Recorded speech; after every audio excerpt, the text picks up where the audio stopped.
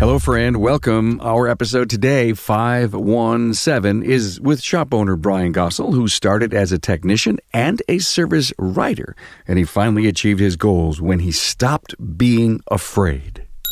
Going to church, I was in tears one day because it was like my wife was like, how many more signs do you need? Oh. Just little things like that. What was one of them? Like not being afraid.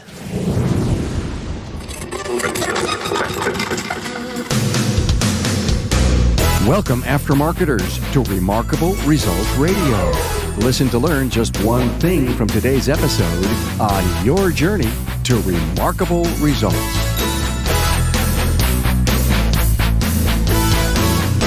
Hey, welcome. Carm Capriato here, the Automotive Aftermarket Podcast guy. Nice to have you by. Hey, thanks for supporting the shows and for being a loyal listener. Now, talk about being energized. Now, when I'm out at conferences and training venues, you do what I ask. Now, you stop me and say hi. It happened a lot at Vision KC 2020 this year, and I thank you. I love to meet my listeners, and the encouragement, wow, keeps me working hard for you. Hey, these audio workshops are for the benefit of the automotive aftermarket. They're produced so that you will learn just one thing. Now, the secret is that you must implement that great new idea, your takeaway, and make it your own. We are here to help all ships, but especially your ship to rise. Hey, don't forget, the website has a ton of resources and different ways to find a topic that we've covered. Check out the keywords page.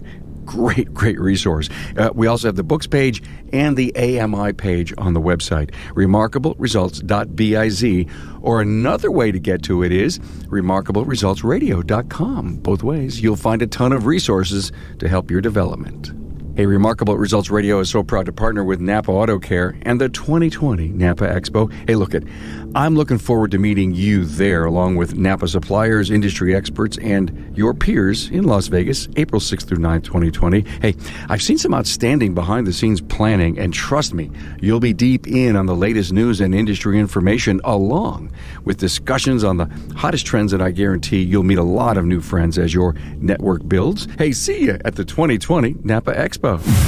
Hey, in this episode, I'm with Bryan Gossel of BG Automotive, Fort Collins, Colorado.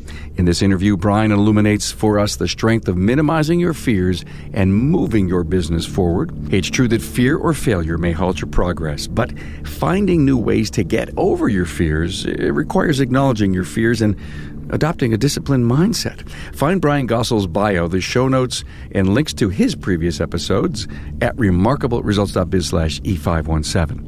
Hey, this pure form of audio aftermarket wisdom is formulated to make your aftermarket life easier. We bring this food for thought as a cure for your aftermarket cravings. Another one right here for the record books. Hey, warm welcome to Bryan Gossel, BG Automotive, Fort Collins, Colorado. Hey, Bryan. How you doing? I'm terrific, man. You've been on the show a couple of times now. So great to have you. We're here at Lincoln Tech, Colorado Summit. We're doing this recording, and I've always wanted to get you to come on and do a one-on-one with me and talk about the evolution of your career into a multi-shop owner. And I think it was a couple of podcasts ago, it was a Town Hall Academy. You said, I don't want to go back in the shop, or it was something on that order when I realized that you have a story to tell that the industry needs to hear. So many shop owners that get romanced and draw themselves back into wanting to get into the shop. And you have a different take on that. It's very easy to do. So I think I'd love you to set the story up of, I was a tech who knew I could be a businessman, and I hit a brick wall, and here's what happened. I'll give you the Cliff Notes version. So I was never really good at school. So I became a technician. I love working with my hands and stuff, and got to working at a shop, and the owner had let me kind of go, and I had been blessed with some skills, and he had me doing technician and service writing. Oh, so I was doing both, bouncing back and forth, and he kind of let me run the show with really no education. He had no real structure. We didn't have any, like his idea of doing an estimate was like, take and times that by 2 and we'll kind of be close, and, never really track numbers. So when you look back, was he testing you, or was he just a poor manager? Poor manager. Okay. And there was some opportunity where I had gone to I think it was an R.L. O'Connor, some a class. And I was like, man, I want more of that. And he was like, no, we're good. And I was like, okay. He and I went and, I grew the business the best I could with the skills I had, and we did good. He and I actually partnered up and bought a motorcycle parts and accessory business. So did you have a lot of business acumen inside of you that you didn't know about? I guess. Yes, I have skills of naturally being able to talk and lead people. How about your intuition? You feel about things and you end up making the right decisions based on your gut. For the most part, yes, absolutely. I drive my wife nuts. Okay. She says you're right. Yeah. It's your wife's name is? Cindy. Cindy. Yep, okay. Cindy. And she spells it awesome. Cendi. Cendi. Yep. That's a nice take on that. Yeah, hopefully get to meet her tonight. Is she in the business with you? She is, and she has been, and that's like a whole part of the story. She didn't want to be. She is a hairstylist by trade. So we've been married, it'll be 22 years this year. Wow. We've been through a lot, and we talk about like the bike shop thing that we had. We grew that, and that was like right around when 9/11 hit. And the recession and stuff went down, and we weren't ready for stuff. So, it bankrupted us. Like, we had to shut the bike shop down. We consolidated the shop into where the bike shop was just to try to make ends meet. And, but was the guy you were partnered with very active owner?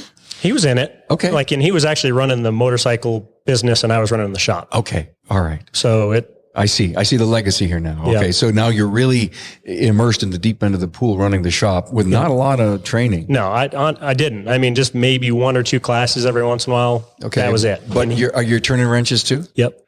Yep. See, okay. I was a working fool, and I talk about the race, and that is my passion and my dream. Yeah. And so I worked super hard to where I could. Racing what? Bikes or sprint cars? Okay. So that all happened, and I have actually the other owner is over here at class right now.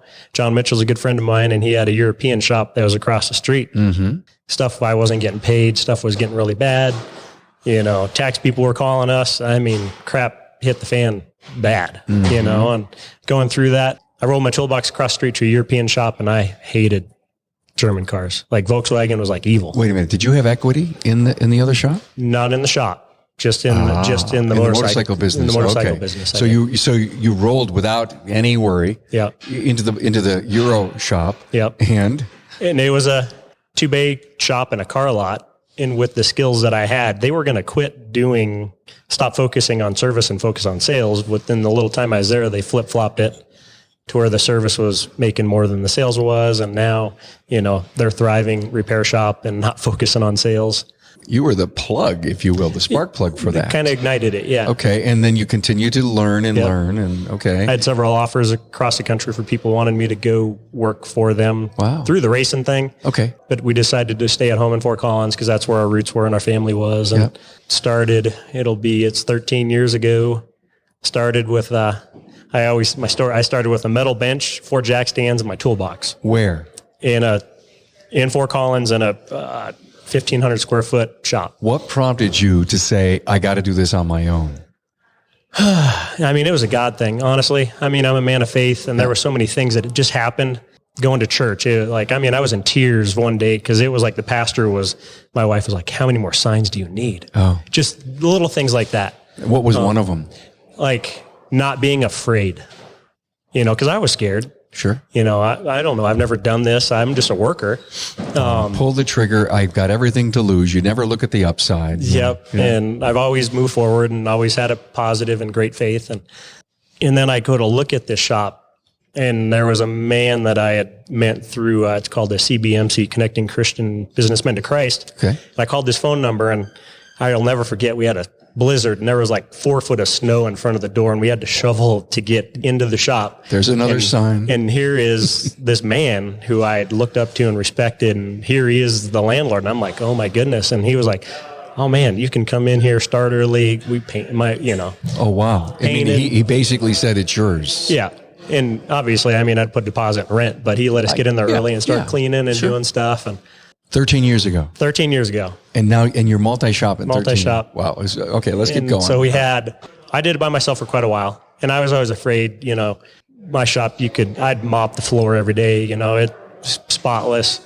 Cindy and I kept going. I kept doing more. And I was always afraid at hiring because I was never really good at it. I didn't know how. And when I was running the Eller shop, I wasn't good at it, so I just did it, and we'd hire the wrong people, hire the Mr. Right, not Mr. Right now. So there was a bunch of stuff that Did you learn anything, though? Yeah, not a lot of what not to do. Are you still doing the hiring? No. Your guy Phil is. Yep. Phil, yeah. It's even funny, this morning we were eating breakfast, and a Schneller shop buddy asked me if I was hiring somebody. And I was like, yes. And I said, call Phil. Well, there's a perfect story there. And it's a story that some of us get big enough to hire the people to do the stuff we don't want to do. Sure. We always, it's an important strategy in a business is hire people smarter and better. I always say that all the time. Yeah. Hire somebody smarter, better than me, because I'm not that smart. So good. And I love to do these interviews. These are, Bryan's a humble guy. I mean, he's successful, but he's humble, willing to tell the story of, hey, I sucked at that. Mm-hmm. Look at what I've grown, and I'll continue to grow because I know my limitations. I know my strengths and I know my weaknesses. So back to the story, we had grown, and I think it was 2 or 3 years in, and I had some part-time help kids, just to help. I was working a ton.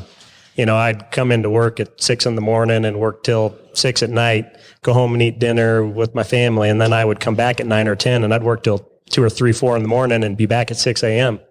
I did that for years. And, it's a story that's repeated all the time. Oh yeah. And it is there. And I forget how and what had happened, but Buck Graham, he's a good near and dear friend of mine. He is an ATI salesman.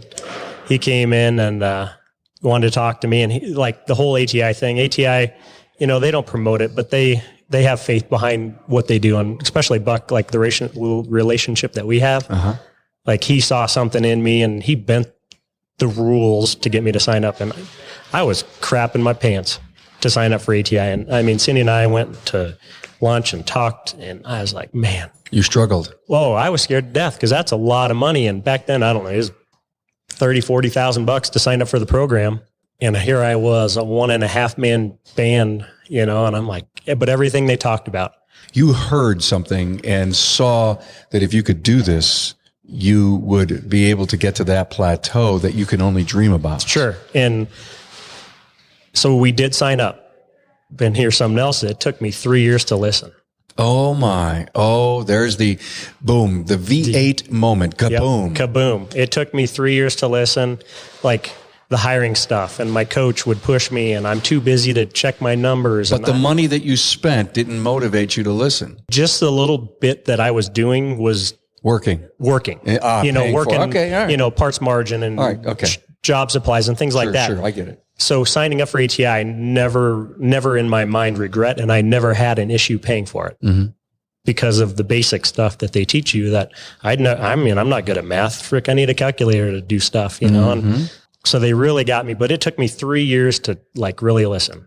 I would still hire the Mr. Right now instead of the Mr. Right. So come to it, like Phil, I had met him. He was at Discount Tire he was there for 15 years before he left. And I'd met him and I'm like, that dude's awesome. I dated him for 2 years at least, every time I'd be like, hey man, what's up? We need to talk someday. Romancing the stone. Yep. Okay. We need to talk someday. And I think it took a year to talk, but it was just like, you never lost sight. No. This was a challenge. Yeah. You were going to have him on board. Yep. And they pushing my coach was you always got to be hiring. So I was always starting to look at waitresses and waiters and just everywhere. But Phil and I finally talked, and I literally, what he needed to make, I was like, oh my Lord, okay, how am I going to be able to do this? Mm-hmm. And I made an offer. Did Buck show you the way? Buck showed us the way. And Buck is great at the number side of stuff. And, here I'd thought, I was making money, but looking at my margins and stuff, I thought I was doing good because of the way my boss taught me how to do it. And I think my parts margin, and I look back at the program, was like 30%. Hey, it's Carm here. Today, I have a special message for Napa Auto Care Centers who are looking to take the next step in growing their business and partnership. Now, if you're ready to strive and take it to the next level, Napa invites you to consider Gold certification. Gold certification is a premier tier of Napa Auto Care that recognizes repair shops with a higher level of participation in the Auto Care program. The program was built by Auto Care Centers for Auto Care Centers to provide a consistent consumer experience, maximize technology leverage, and reward Napa's most committed partners. When consumers visit a Gold certified Auto Care Center, whether it's a small facility in a rural community or a multi-bay shop in a large metropolitan area, they can expect a first-class service repair experience. This includes a well-trained staff using today's technology and quality Napa parts in a comfortable, up-to-date facility. Customers at Gold-certified shops will also enjoy an extended parts and labor warranty, valuable saving opportunities, along with access to credit to pay for needed repairs, and a whole lot more.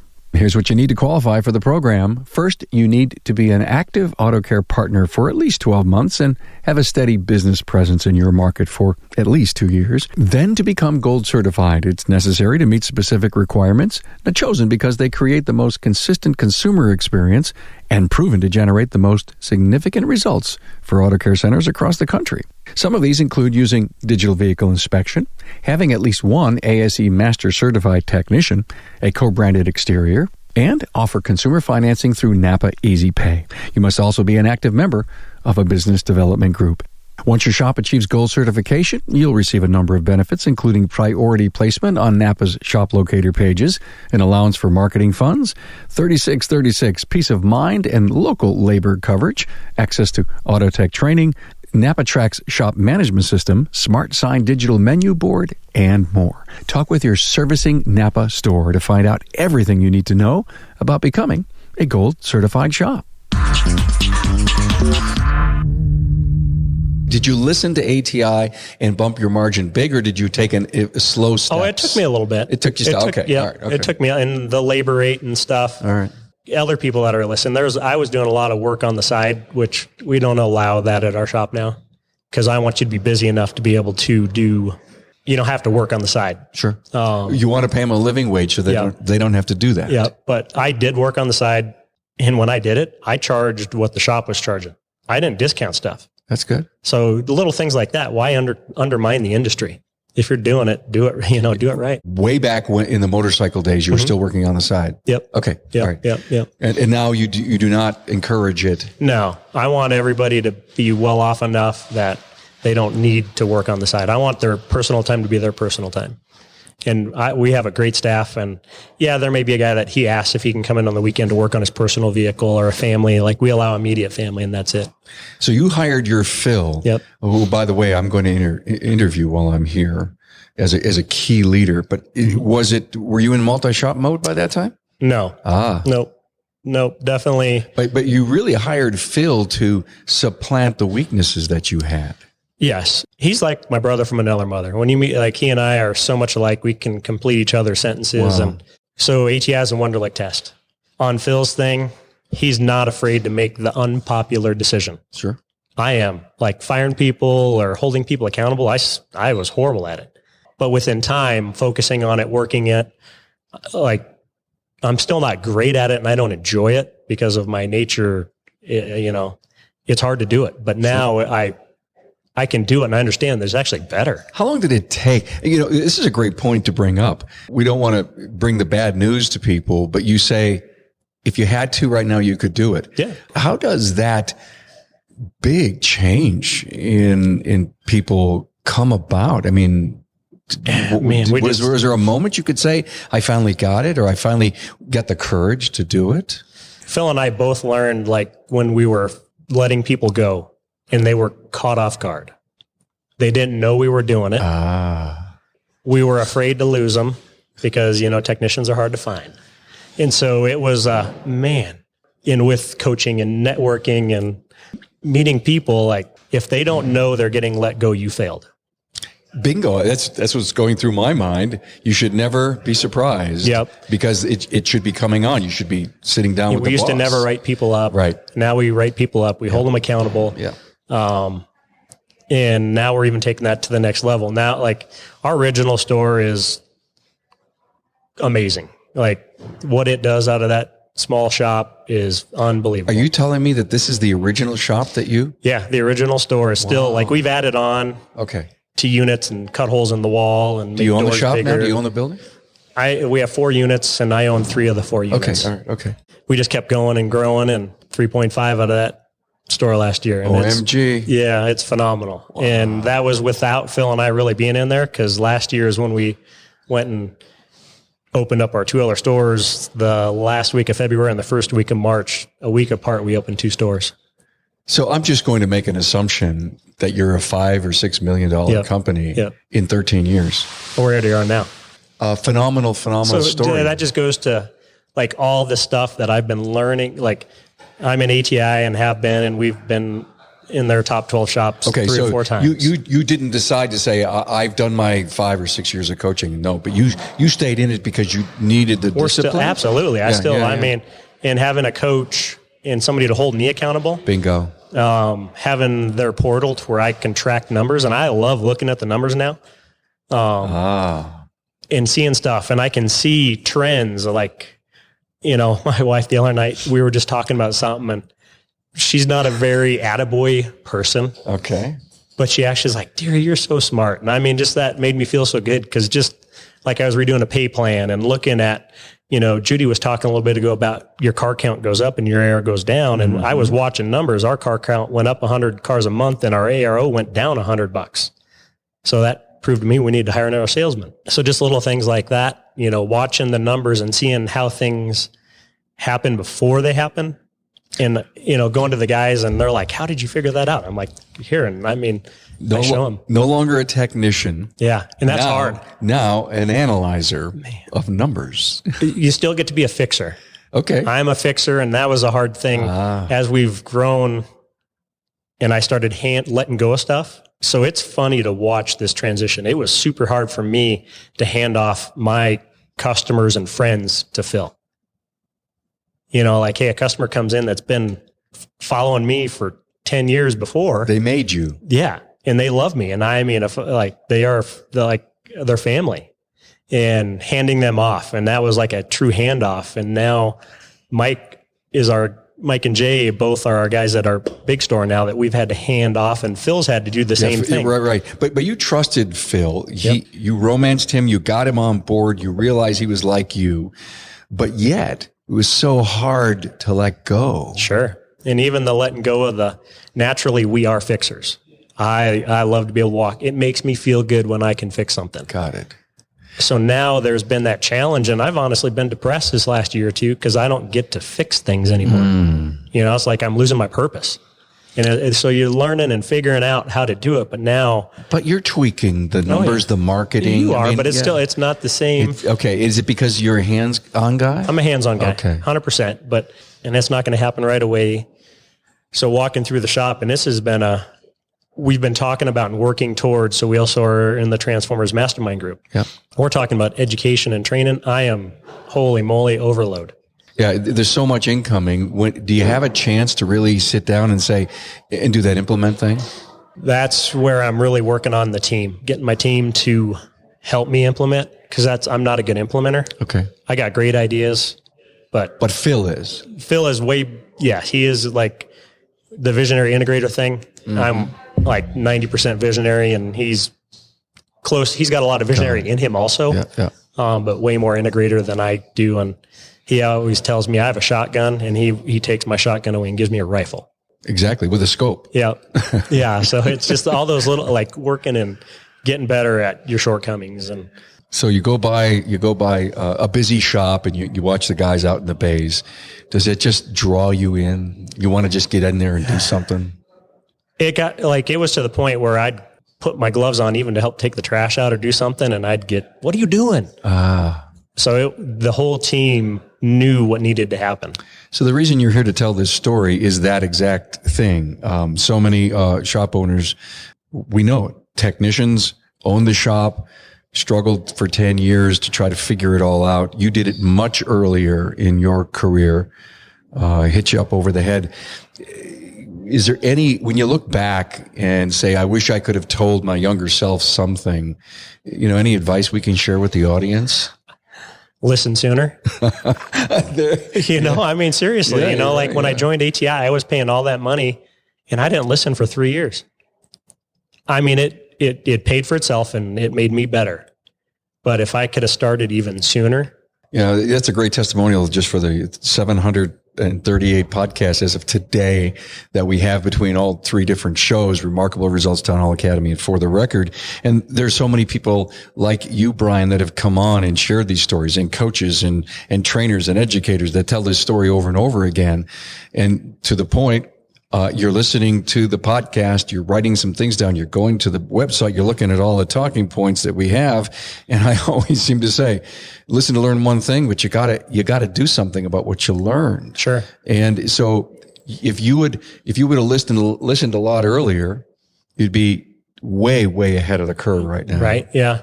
And you're a young man, man. You're a young man. I hesitate to say that you're under 45. I am under 45. Wow. See, unbelievable. It's a success story. Yeah. But you were stubborn. I get that. Yep. You were a hands-on tech guy, and now you're hands-off because you made the right hires. You got the discipline you needed. You fixed and tweaked the measures, the KPIs, the margins, the marketing, and now you're just an incredible success story.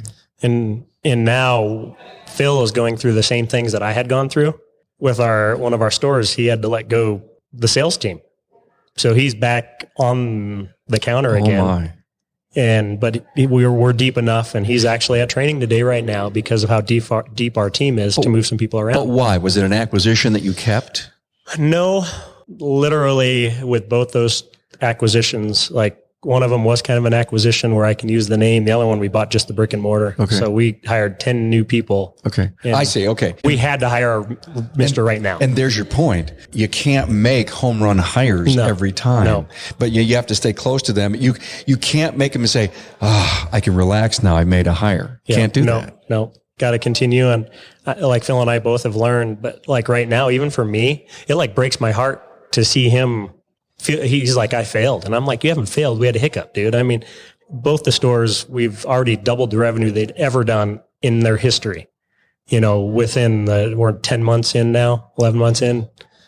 Just imagine if you have the right people. Oh, it's phenomenal. And so having the right people and the culture and the place you want to go work, that's where it's at. And just being nice and caring about people, that's, our mission, vision, purpose. Our mission is to change the automotive industry and the public perception of it. Mm-hmm. We had a BG mastermind meeting a year ago, and we redid all this stuff. And it was to beat a 5 by 2025. Okay. We're going to crush that. Got it. So, and our purpose is to continue to grow our team and give them opportunity for growth. Excellent. And there's nothing like coming to work every day, knowing that the purpose of the company that I work for is to continue to make me blossom and successful and healthy in my job and learned. Yep. Think of your commitment to training. Yep. What a great culture. So 13 years ago, you opened the shop. Otherwise, you've been in this business your whole life. Ever expect to be here at this moment? Every once in a while, we have to stop and look back and say, I made some wrong moves, but thank God I made some right ones. Oh, for sure. And I have been so blessed. I mean, to be where I'm at, I never in my wildest dreams would have thought I'm where I'm at. But do you stop long enough to say that, like your wife says, hey, yep. you're smart, Bryan. You got to take some credit for pulling the right levers. Yes. And that's the humble and the servant leadership thing. So that's something I've really been struggling with because I'm a servant leader. I understand. And huge things, even like at our Christmas party this last year, we've always done it at our house up until this year. And that was hard for me. Cindy and Phil were like, we are not doing it at your house. And I'm like, man, because I think 55, 60 people there. That would have been way hard for me to cook and cater. And like, I do all that stuff, but the breaking bread and the feeding them, but it actually worked out very well. We rented a spot and they cooked and everybody was super happy. And I was happy with how it went. Change, if you're not changing, you're not growing. If you're not growing, you're dying. Right. What a perfect end to this episode. I loved it. I thank you for being here and spending some extra time and telling your story. And again, to the listener, you need to share this with someone who knows Bryan's story, who shares Bryan's story, and realize that it takes a lot of fortitude, a little luck, a lot of hard work. But as you said, boy, listen and do. Yep. Excellent, man. Thanks so much. Bryan Gossel, BG Automotive, Fort Collins. How many stores? Three. And we say northern Colorado now because we're in Longmont also. So okay, just good for you. Thanks, man. Heck yes, thank you. Thanks for being on board to listen and learn from the premier automotive aftermarket podcast. Until next time.